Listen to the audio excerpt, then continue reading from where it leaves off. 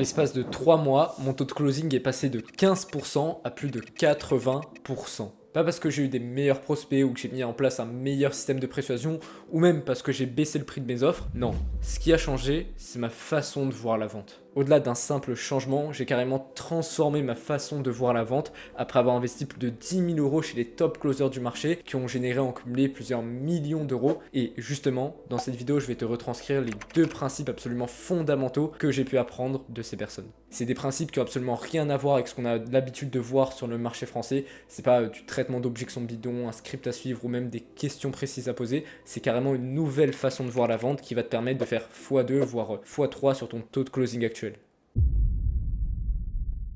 Ok, première chose qui fait que vous closez pas assez, c'est pas vos questions ou même la façon dont vous traitez des objections. Tout ça, c'est vraiment minime en comparaison de ce dont je vais vous parler là. En fait, pour comprendre, vous devez repartir aux bases de la vente. Qu'est-ce que c'est? C'est un échange humain entre deux personnes où chacun va transmettre de l'énergie à l'autre. Et dans un appel de vente, c'est vous qui êtes dans une posture de, entre guillemets, force, c'est-à-dire que c'est vous qui posez les questions, vous qui guidez l'appel, donc c'est beaucoup plus vous qui allez transmettre de l'énergie à votre prospect que ce que lui va vous en transmettre. Ça veut dire que la façon dont va se comporter votre prospect, finalement, c'est que le reflet de la façon dont vous allez vous comporter. C'est-à-dire que si vous êtes gêné, votre prospect, par effet miroir, il va être gêné. Si vous êtes énervé, votre prospect, il va être énervé. Alors cette énergie que vous avez dans un appel et que vous transmettez à votre prospect, c'est simplement la manifestation de votre posture. En fait, personne ne vous l'a dit, mais votre posture, c'est ce qui va précéder absolument tout dans votre appel de vente. Votre façon de penser, ce qui va directement influencer les mots que vous allez utiliser et votre façon d'agir, ça va aussi impacter la façon dont votre prospect vous perçoit et tout un tas d'autres conséquences. En gros, mauvaise posture égale mauvaise attitude, égale mauvaise énergie renvoyée au prospect, égale impossible de closer, même avec le meilleur système de marketing que vous pouvez faire avant un appel. Alors qu'avec une bonne posture, y a les bons mots qui sortent naturellement, vous avez une bonne attitude, vous renvoyez une énergie positive à votre prospect qu'il arrive à ressentir du coup. Donc c'est simple, cherchez pas à midi à 14h, si vous closez pas assez, c'est pas parce que vous avez des mauvais prospects, c'est pas parce que vous avez besoin d'un meilleur système de marketing, de persuasion, c'est simplement parce que vous avez une posture de merde. Et si on regarde le point commun entre tous les gens qui closent pas assez, c'est qu'ils sont attachés à leur vente. Ils se considèrent comme inférieurs au prospect, ils se disent que c'est eux qui proposent le call que le prospect doit accepter, c'est eux qui proposent une offre que le prospect est libre d'accepter ou de refuser. Mais d'où elle vient cette mauvaise posture? Qu'est-ce qui fait qu'ils se considèrent même inconsciemment comme inférieurs à leur prospect? Et c'est simplement parce qu'ils sont attachés à leur vente et plus particulièrement à l'argent qu'ils vont pouvoir en tirer derrière. Pour eux, le prospect, c'est un être sacré qui a plein de pognon, qu'il faut absolument pas brusquer au risque de perdre la vente. Et c'est vraiment de ça dont ils ont peur, perdre la vente. Et les conséquences en call, c'est qu'ils ont zéro leadership. Ils se laissent avoir par leurs prospects, ils tolèrent leur bullshit, ils renforcent leur peur, ils acceptent leurs excuses. Parce que dans leur inconscient, ils se disent je vais dans le sens de mon prospect, donc il va m'aimer, donc il va m'acheter. Par exemple, si un prospect veut pas payer en une fois par peur de dépenser de l'argent, eux ils vont baisser leur froc et ils vont tout simplement accepter. Et le résultat, c'est que dans certains cas, le prospect il voudra encore plus négocier vu qu'il a vu qu'il pouvait négocier une fois et à la fin il y aura carrément pas de closing. Et dans l'autre cas, ils vont certes réussir à faire démarrer le prospect mais sur une mauvaise mentalité. Une mentalité de ah je suis pas sûr, j'ai peur, je sais pas si ça va vraiment fonctionner. Ce qui fait qu'il n'est pas 100% confiant à l'idée de démarrer, donc il va pas tout appliquer derrière, donc il va pas avoir beaucoup de résultats. Alors que le même cas avec un closer qui a du leadership, il va pas tolérer cette excuse-là, il va traiter l'objection et il va monter en confiance son prospect, ce qui fait qu'il va payer en une fois et il démarrera sur la bonne mentalité. Et un excellent closer à ce moment-là, il sera même prêt à ne pas faire démarrer le prospect s'il considère qu'il a la mauvaise mentalité et qu'il va pas avoir de résultat à cause de ça. Et c'est avec cette posture-là que le closing se fait. Quand le prospect se rend compte que la personne en face, elle en a rien à faire de le faire démarrer, qu'elle s'en fout de toucher sa commission, mais que c'est lui qui a beaucoup plus à perdre.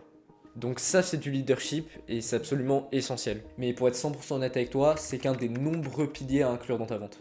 Donc si tu veux justement être en capacité d'appliquer tous les autres dans tes calls et avoir une vraie transformation dans ton business grâce à la vente éthique, j'ai créé une communauté gratuite où j'apporte tous les jours de la valeur sur la vente. Et en rejoignant, tu recevras deux choses. La première, c'est l'un des meilleurs scripts de vente du marché français que j'ai concocté à partir de tous les enseignements de mes mentors qui ont généré plusieurs millions d'euros en cumulé en closing.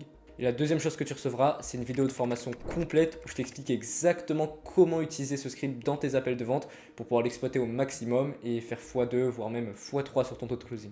Donc c'est 100% gratuit, si tu veux rejoindre, c'est le premier lien en description. Bref, on revient où on en était. Un autre point qui fait que le leadership c'est essentiel, c'est parce que sans lui, tu n'oseras jamais faire des actions comme brusquer ton prospect qui sont en fait nécessaires.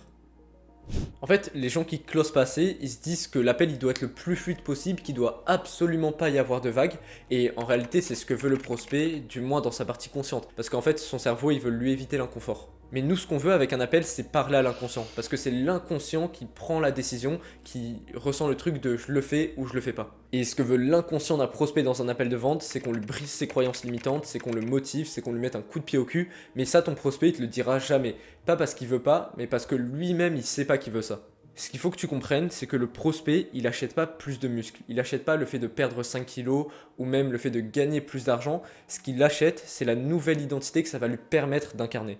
Et justement, l'interrôle en appel, ça va être de lui faire ressentir cette nouvelle identité en brisant ses croyances et en lui en inculquant de nouvelles. Parce que qui dit nouvelle croyance, dit nouvelle identité. Tu dois vraiment le mettre face à sa réalité et ne jamais tolérer son bullshit parce que quand il y a du bullshit, c'est son ancienne identité qui parle. C'est-à-dire que quand il dit des phrases du type «Ah, je sais pas si c'est le bon moment pour moi, je pense que je veux démarrer dans 3 mois», tu dois être en capacité de lui dire «Du coup, c'est vraiment ok pour toi de rester dans cette situation pendant 3 mois supplémentaires, de pas avoir confiance en toi, de te sentir mal dans ta peau chaque matin où tu te regardes dans le miroir, c'est vraiment ok pour toi de rester dans cette situation ?» Certes, c'est dur, mais c'est fait avec bienveillance. Tout le monde autour de lui tolère son bullshit, même s'il a eu des appels avec d'autres coachs. Tout le monde a accepté ses excuses, mais toi non, parce que tu veux le voir changer et tu veux sincèrement l'aider. Ton prospect, il passera peut-être pas un bon moment parce que c'est difficile d'être confronté à sa réalité et de devoir changer d'identité. Par contre, son inconscient, il lui dira ok, si je démarre avec lui, je vais vraiment avoir des putains de résultats. Et comme je te l'ai expliqué, nous ce qu'on veut, c'est s'adresser à l'inconscient parce que c'est l'inconscient qui prend la décision à la fin. En fait, c'est juste logique. Si tu fais pas ça dans tes appels, que le prospect il voit pas de différence avant vs après l'appel avec toi, qu'il n'y a pas de quick win, comment est-ce qu'il pourrait se dire j'ai confiance en cette personne-là pour me permettre d'atteindre mon objectif? Il a même pas vu d'évolution en un appel avec toi. Et c'est vraiment là que la vente se fait. C'est pas quand tu lui pitches ton offre irrésistible ou que tu lui montres des témoignages clients. Donc je pense que tu comprends à quel point le leadership c'est important dans un appel. Et justement, c'est quoi la chose à faire de ton côté pour régler ce problème de leadership qui vient d'un problème de posture comme on l'a vu plus tôt? Et bah c'est hyper simple, vu que le problème de leadership il vient d'un problème de posture à l'origine, bah autant travailler sur sa posture. Déjà, il faut se détacher complètement de sa vente. Dis-toi que plus tu es attaché à ta vente, moins tu vas attirer des prospects, moins tu vas closer facilement. Et à l'inverse, plus tu es détaché de ta vente, plus tu vas closer facilement, plus tu vas attirer des prospects. Mais attention, être détaché de sa vente, ça ne veut pas dire s'en foutre de ton prospect. Tu dois vraiment être missionné pour aider parce que réalise à quel point ton prospect il a besoin de toi et c'est pas toi qui as besoin de lui. Toi, une vente de plus ou une vente de moins, dans ta vie, ça va pas changer grand chose. Tu vas juste avoir un peu plus d'argent ou un peu moins. Alors que lui, un accompagnement, ça peut littéralement transformer sa vie. Donc pour aider tes prospects à passer à l'action en démarrant un accompagnement avec toi, pas parce que tu veux leur argent, mais parce que tu veux réellement changer leur vie, il faut que tu oses les confronter à leur réalité et les bouger. Parce que s'ils sont pas passés à l'action jusque-là, c'est parce qu'ils se sont bullshit. Ah, mais je suis pas prêt à investir. Donc pour toi, ta santé, ça vaut moins que de l'argent, c'est ça? Là, tu cherches pas à convaincre, à closer. C'est le prospect qui s'auto-close. Et en fait, la vente, c'est pas convaincre. C'est mettre le prospect face à sa réalité et ses propres incohérences. Faut que tu aies le leadership nécessaire en call pour faire ça, parce que c'est comme ça que le prospect il gagne confiance en toi, qui se dit ok, il est dur avec moi, mais je sens qu'il veut réellement m'aider. Et c'est aussi comme ça que tu montes en énergie ton prospect, que tu lui donnes confiance en lui, ce qui est obligatoire pour qu'il passe à l'action. Tout ça, c'est possible uniquement si tu as la bonne posture. Parce que rappelle-toi que la façon dont agit ton prospect, c'est que le reflet de la façon dont toi t'agis. Cette phrase, elle est vraie pour tous les moments de ton appel, notamment pour une phase que tu évites probablement parce que c'est un sujet qui te met mal à l'aise et qui du coup va mettre mal à l'aise ton prospect. Pourtant, c'est essentiel. C'est même la seule raison, la seule vraie objection derrière n'importe quel appel de vente, c'est l'argent. L'argent, c'est le sujet le plus important à aborder dans un appel de vente. Si tu réfléchis bien, la seule chose qui distingue un prospect d'un client, c'est le virement. Et si tes coachings ils étaient gratuits, tes appels de vente ils duraient seulement 5 minutes. Tout le monde prendrait la décision de démarrer parce qu'il n'y aurait pas à débourser d'argent. Donc chaque objection, que ce soit je veux y réfléchir, je veux le faire seul, c'est toujours à l'origine parce qu'il y a de l'argent à dépenser. Donc vu que l'argent c'est le sujet le plus important à aborder dans un appel de vente, pourquoi est-ce que tu le fuis? Parce que tu as peur de parler d'argent. Tu as un mauvais rapport à l'argent, donc tu transmets cette énergie à ton prospect. Tu abordes l'argent qu'au moment de pitcher ton offre et le résultat, c'est que ton prospect il s'attendait pas à débourser autant, donc il te sort des objections. Dans sa tête, il était prêt à investir entre 300 et 500 euros et toi, tu lui parles de 3000 euros. Et ça donne des ah, je pensais pas que je devais investir autant. Ça finit sur des ah, je vais y réfléchir, je te donne la réponse par message. Traduction, je suis pas intéressé par ce que tu me dis, c'est beaucoup trop cher, mais je cherche à fuir l'appel en trouvant une excuse. Ou même des fois, ça peut être je vais en parler à ma femme. Donc comment éviter toutes ces objections et être sûr que le prospect démarre avant même d'avoir parlé de ton offre? Déjà, adopte un bon rapport à l'argent. Comme dit plusieurs fois, façon dont va se comporter le prospect égale reflet de la façon dont toi tu vas te comporter. Donc si toi-même t'es pas à l'aise à parler d'argent, comment est-ce que tu veux que ton prospect soit à l'aise avec ça? C'est impossible. Et la clé pour être à l'aise avec l'argent, c'est de t'en détacher. Ton problème, c'est que tu t'identifies à l'argent que tu as. Tu as plus d'argent sur ton compte, égal, tu te sens mieux. Tu as moins d'argent sur ton compte, égal, tu te sens moins bien. Alors que c'est toi le plus important. Et la vente que tu vas faire ou non, bah ça va rien changer à ta vie. Considère l'argent comme une énergie, un truc qui va et qui vient, pas comme la chose la plus importante. Ça va t'aider à minimiser son importance, donc à être beaucoup plus à l'aise à en parler en appel, comme si tu parlais de ce que tu as mangé aujourd'hui. Et maintenant que tu as développé un bon rapport à l'argent, il faut vraiment que tu arrêtes de faire cette erreur de débutant qui est de vouloir closer sur son offre. En fait, même si tu as un bon rapport à l'argent, si tu abordes les finances au moment de parler de ton offre, bah c'est déjà trop tard. Et dans 80% des cas, ton call il est déjà foutu, ça va se finir sur un je vais y réfléchir. Il faut que tu abordes tout ce qui est finance bien avant dans l'appel. Et la première étape pour aborder les finances, c'est déjà de sonder la situation et la mentalité de ton prospect. Le but, ça va être de connaître ses finances pour savoir s'il peut ou non se permettre ce que tu fais et aussi savoir combien il serait prêt à investir. Et comment est-ce que tu fais ça? Bah déjà, en creusant ses finances. Tu dois savoir quel est son revenu, combien il a sur ses comptes, quelles sont ses charges et est-ce qu'il a des grosses dépenses à venir. Ça te permet d'avoir une vision d'ensemble de sa situation financière, savoir si logistiquement il peut oui ou non se permettre ta solution. Et ça te permet d'éviter les oui oui je suis prêt à investir pour à la fin, au moment du virement, arriver à ah non j'ai pas assez d'argent. Donc je te conseille de les aborder à un moment approprié, par exemple au moment où tu parles de son taf, et de l'introduire avec la question est-ce que c'est bon pour toi si on aborde toutes ces questions financières? Et en posant ce genre de questions, ce sera pas rare que tu aies des objections. Il faudra simplement que tu expliques pourquoi est-ce que tu poses ces questions. Ça peut donner des trucs du type ouais bah écoute je comprends entièrement que tu puisses te demander pourquoi je te demande ça. En fait j'ai eu beaucoup de personnes qui me disaient qu'elles étaient prêtes à investir mais qui ne pouvaient au final pas se permettre ce que je fais financièrement parlant. Donc en fait l'objectif c'est que je puisse savoir si logistiquement ce serait possible pour toi. Est-ce que du coup tu comprends pourquoi est-ce que je te pose ces questions? Généralement, tu auras expliqué entre une et trois fois et puis ça passera. Après, s'il y a full objection, bah, il faut que tu saches recadrer, que tu expliques que c'est toi qui poses les questions pour comprendre sa situation et que c'est lui qui a réservé cet appel. Et puis au bout d'un moment, s'il y a full objection, n'hésite pas à raccrocher l'appel, hein. Le mec, il pourra absolument pas te faire confiance pour bosser ensemble s'il est même pas prêt à te partager ses finances. Ok, maintenant que tu as une vision claire des finances de ton prospect, il va falloir que tu sondes sa mentalité en le projetant en utilisant des si. Genre la première question que tu peux poser c'est ok, si j'avais une solution qui te correspond à 100%, une solution où tu te dis ok c'est exactement ce qu'il me faut pour atteindre, là tu sors son objectif à la fois rationnel et émotionnel, parce qu'à ce moment-là de l'appel tu dois déjà avoir creusé tout ce qui est douleur. Donc ça peut donner, si j'avais une solution qui te correspond à 100%, une solution où tu te dis ok c'est exactement ce qu'il me faut pour me permettre de perdre ces 10 kilos que j'ai en trop et regagner confiance en moi avec un physique que j'aime enfin.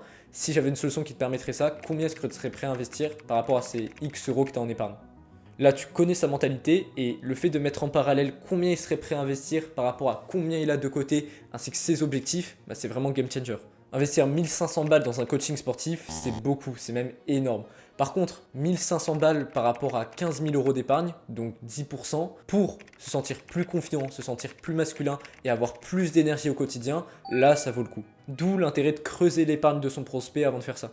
Mais c'est pas magique et c'est pas pour autant qu'il va être prêt à investir beaucoup directement.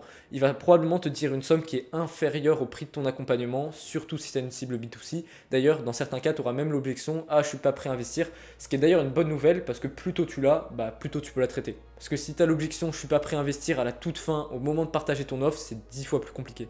Mais bref, là on est dans le cas classique où ton prospect il te dit un montant qui est inférieur au prix de ton accompagnement, donc va falloir élever ses standards. Comme dit tout à l'heure, il n'y a pas de closing sans changement d'identité, donc sans changement de mentalité, et ça passe notamment par combien est-ce qu'il est prêt à investir. Parce que quand il dit qu'il est prêt à investir 200 euros, c'est son ancienne identité qui parle, c'est celle qui a peur. Il faut donc que tu élèves ses standards. Et comment est-ce que tu fais ça? Bah comme dit tout à l'heure, le closing c'est mettre le prospect face à lui-même. Donc tu dois lui faire remarquer l'incohérence entre la personne qui veut devenir, la situation désirée, et la façon dont il agit. En gros, combien il est prêt à investir. Pour le faire se rendre compte de ça, tu peux lui poser des questions comme le Lucas qui génère 5000 euros par mois stable avec son business en ligne, qui est un entrepreneur accompli et qui peut aider sa famille, est-ce qu'il te dirait de juste investir 1000 euros et du coup d'avoir des informations de cette hauteur-là? Ou est-ce qu'il dirait d'investir à la hauteur de tes ambitions, que plus tu investis, plus tu vas avoir des bonnes informations et plus tu vas atteindre ton objectif rapidement, même si oui ça fait peur et que c'est challengeant. Tu penses qu'il te dirait de faire quoi? Là, en fait, tu joues sur la personne qui veut être. Tu lui demandes est-ce que c'est réellement ce qu'il ferait, lui qui a atteint tous ses objectifs. Et ben, il va se rendre compte que non, donc il doit investir plus. Et après, bah, tu as juste à le faire se justifier pour qu'il ancre encore plus le fait qu'il doit investir plus. Genre par exemple, pourquoi le Lucas du futur, il te dirait d'investir à la hauteur de tes ambitions même si ça fait peur selon toi. Et c'est comme ça que tu changes l'identité de ton prospect. Tu le fais passer de «Ah mais je sais pas trop si je veux investir» à «Ok, je suis chaud, je suis prêt à investir et je suis prêt à foncer dans mes peurs». Donc là, tu as bien élevé ses standards et une fois qu'il a validé qu'il était prêt à investir plus, la dernière étape va être de le closer sur les finances. Par exemple, la question que tu peux lui poser, c'est ok, du coup, si j'avais une solution qui te permettrait d'aller chercher les 5 000 € par mois stables et qui, là tu ressors le bénéfice émotionnel comme ce que je t'ai montré tout à l'heure, et que ça représentait un investissement de 3 000 €, comment est-ce que tu réagirais? Encore une fois, on reste sur du si, et vu que tu as déjà élevé ses standards, il dira probablement un truc du type «Ah oui, peut-être ce serait quelque chose que je serais prêt à faire, mais ça me fait peur quand même parce que c'est quelque chose que j'ai jamais fait». Et là, tu dois le pousser un maximum vers la décision du courage. Oui, c'est peut-être quelque chose qui te fait peur, mais la vraie question, c'est est-ce que tu es prêt à le faire? Est-ce que ta volonté d'aller chercher ces 5 000 € par mois stables, et c'est, là tu ressens les bénéfices émotionnels comme je t'ai montré tout à l'heure, est-ce que cette volonté, elle est assez forte? Et après, tu continues à lui poser des questions comme ça pour lui faire prendre la décision du courage et le monter en énergie. Et tu tolères pas du tout tout ce qui est bullshit, tout ce qui est «Ah, je suis prêt à investir dans 3 mois» parce que c'est sa peur et son ancienne identité qui parle. C'est son ancienne identité qui essaye de le protéger. En faisant ce travail, il validera le fait qu'il est prêt à investir le montant que vous vous êtes fixé si la solution lui correspond à 100%. D'ailleurs, au niveau de l'ancrage du prix, je te conseille de faire un ancrage supérieur au prix de ton vrai accompagnement. Par exemple, si ton accompagnement il a 3000, bah ancre le prospect à 4000. Comme ça, quand tu lui diras non, c'est pas 4000, c'est 3000, bah, c'est une raison de plus pour lui de démarrer. Bref, là, ce qui se passe dans le cerveau de ton prospect, c'est que dans sa partie consciente, il se dit ok, là peut-être que je vais démarrer, mais j'attends de voir l'offre, alors que dans son inconscient, il est déjà closé. Parce que l'offre, c'est du comment, et ce qu'achète ton prospect, c'est à 95% du quoi. Ensuite, tu as juste à faire un petit peu d'anti-vente, genre des questions du type ok, qu'est-ce qui fait que moi je devrais t'accepter dans l'accompagnement? Puis tu le ramènes en R2, tu lui partages l'offre et tu le fais démarrer. C'est comme ça que tu closes. C'est pas avec ton offre irrésistible, c'est en closant sur les finances. Parce que l'argent, c'est le seul frein, et quand le seul frein est levé, bah il n'y a plus de raison de ne pas démarrer.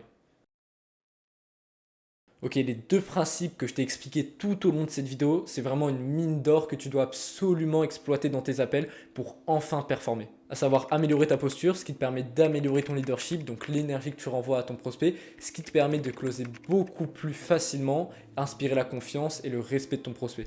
Ainsi que closer sur les finances, ce qui te fait passer de devoir traiter des objections pendant 1 heure à chaque call pour au final quand même perdre 50% de tes deals à la fin, à arriver sur un R2 tranquille, closer fluidement sans objection, je veux y réfléchir, c'est pas le bon moment, ou je veux le faire seul.